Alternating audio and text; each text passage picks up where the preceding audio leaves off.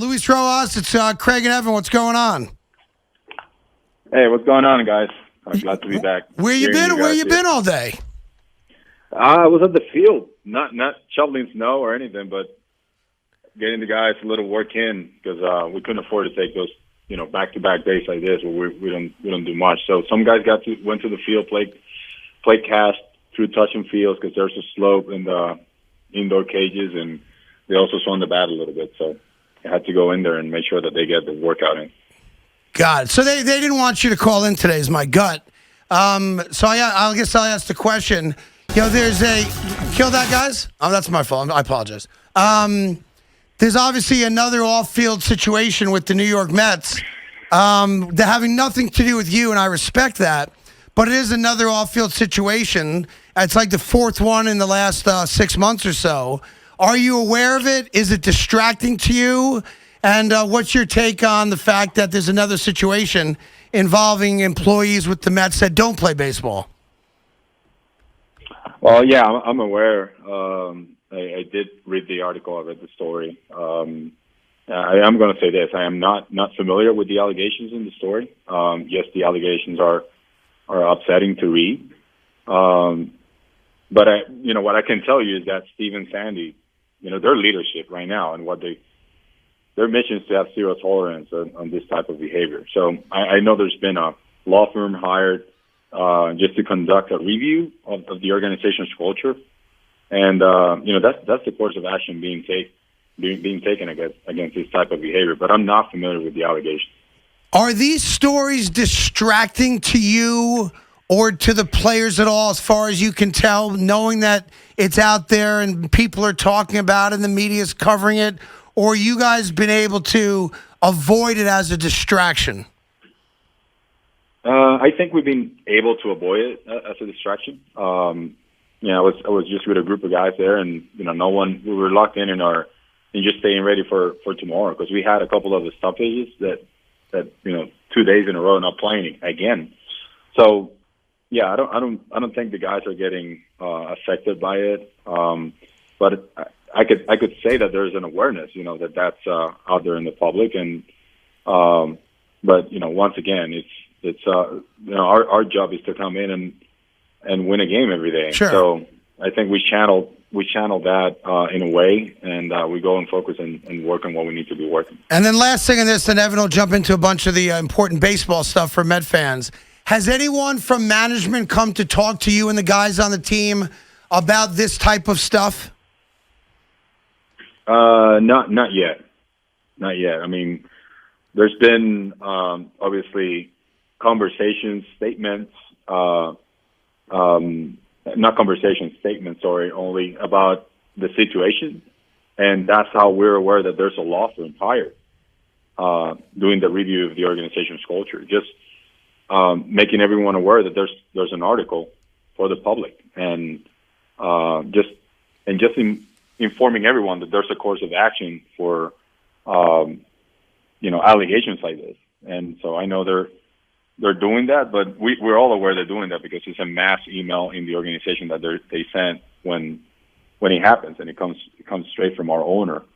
And the culture that he established from day one, talking about the sense of trust and collaboration and the respect. I mean, that's all we've witnessed in a few months.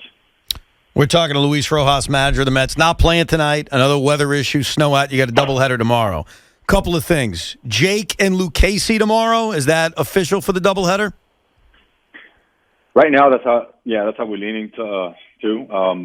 We did think of an opener, but we're going with Lucchesi. We know they're a little lefty heavy. Not heavy, but significant hitters are lefties, like Blackman. McMahon is swinging a good bat right now. Tapia. So probably Lucchesi will start game 2. That's enough. But Jake is going game 1. Jake is going in game 1. Now, let's go to a move that we both marveled at. I'm going to tell you, Luis, sometimes we criticize you for moves. The double switch in the doubleheader, where you take Dom out and somehow we're able to move that free runner to Francisco Lindor. Was that a part of the thinking when you double switched Dom out? Not only you improving your defense, but you knew I get my fastest base runner on second base by moving the free runner back a slot because of that dopey extra inning rule?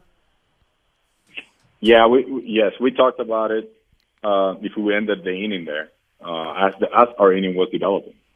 So, because we were thinking, okay, where the move's going to be coming, with the pitcher coming in. I think it was May that pitched that inning for us, and yeah, we talked about everything, how it would work on both sides. Me and Davey Jouts, our bench coach, and we were aware of the rule. I went out, actually spoke with Joe West, just making sure that it was a rule, because that's what we, right. With Herb. Luis, did he know? Be honest with me.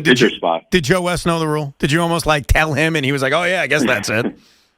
Yeah, I mean, he knew the rule, but he went and talked to with the umpires. They gathered and they talked it over, and just so that probably no surprise once it starts in the inning, because it's still a new rule. So everyone, I'm sure everyone makes each other aware that this is what's happening. So, but it was voiced to him before we actually did it. And then the next inning we were able to put Lindor out there, and it worked, because I think he may be the only guy to score on that Alonso base hit. So it was a hell of a move.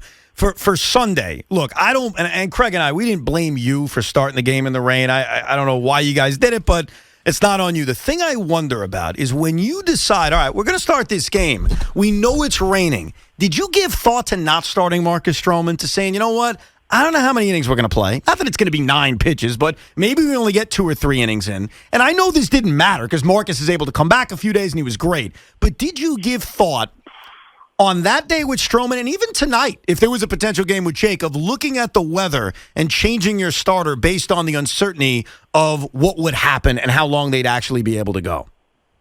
Yeah, we didn't look at that. Especially from the report that we got on how the rain it was going to be, which it wasn't. But we didn't think about it. We didn't even talk about it. So now that there being a scenario at some point where we can choose on doing something like this, we're always open to ideas like this. So we cover ourselves better. But we thought of Marcus going in. Obviously, it was a failed. We got the best of it because he came back for us 2 days after. It worked out great. It was all him. Yep. It was nothing. We didn't ask him. We never want to push a guy like that to disrupt his routine and all. So he was the one that came to us like, I feel good today. I can go tomorrow. So, and it worked out good. Thank God. Hey, silly question, but if you had played today, 20-degree weather, snow, etc., would you have kept DeGrom as the starter today? Or would you have pushed him back regardless? He would have been the starter. He would have. Yeah, he would have. He was paying attention to the weather the whole week, and we didn't know how bad it was probably going to snow because we knew it was going to be overnight and then morning, and then he got the percentage got higher, and there's still more maybe tonight. But I mean, he never backed out or anything, and he was ready to go, regardless of what the weather was going to be like. David Peterson was brilliant this week. I think it was maybe the highlight of the week, how dominant he was. It looked like you were going to take him out after 6, and you ended up making the right call because then there was a big spot and you went to a pinch hitter, which I agree with. Were you taking him out if there wasn't a need for a pinch hitter, and if so, what was the thinking? Yeah, I think we're going to take him out anyways. We're going to go to matchup for those last 3 innings, knowing that we have a fresh bullpen too, because we have the righty coming in the 7th, and that's when we brought Familia in. That I know it was a walk, I think 5-3, and then it was an infield hit. Those were the 3 batters. Familia stuff is good right now. You just need him to attack more and more. But the thinking behind the decision was the matchup, knowing that we could bring Luke to the end and then finish with Sugar at the top. It didn't work that way. We had to bring Luke in the same inning, but he got us out with a double play. But that was the thinking behind the decision. Going to wrap it up here in a minute or two with Luis Rojas, manager of the New York Mets. Evan and I were talking about it. You got 2 more off days coming up in the next week.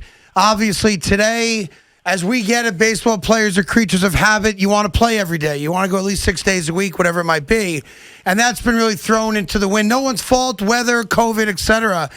How weird has it been these first 16 days, only playing 8 games, et cetera, and having so many days off? And how have you kept the guys busy and focused? And for guys that are in a groove, making sure they stay in a groove. For guys like Conforto, whose elbow's hitting better than he is, how do you guys get out of a funk? Like what's the hardest part for you as a manager with all the start and stops and not playing? Well, yeah, it's been a challenge from the get-go, right? The first series, like you mentioned, and the mix of the COVID situation with the Nationals at the beginning and the weather. Because I told Evan I would have been drunk all day today if I was on the Mets, especially with the weather. I know Trevor May's probably playing Xbox right now, and you tell me, guys, that you're working out. I would have been knee deep in a bottle. There's just no doubt about it. Why? We've learned. We've learned. That's what this situation has done to us.